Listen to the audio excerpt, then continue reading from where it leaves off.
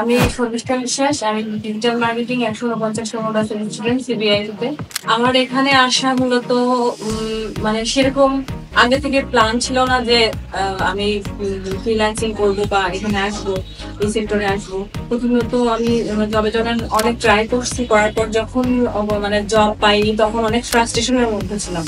তারপরে ফ্রাস্ট্রেশন থেকে একদিন এক বড় ভাইয়ের মাধ্যমে আমি সিবিআই সম্পর্কে জানতে পারি।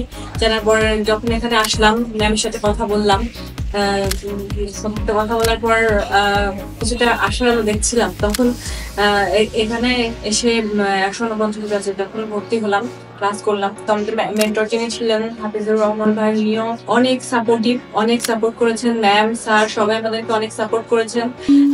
এখানে এসে একটা ভালো ফ্রেন্ড সার্কেল পেয়েছি, একটা ভালো পরিবেশ পেয়েছি শেখার মতো।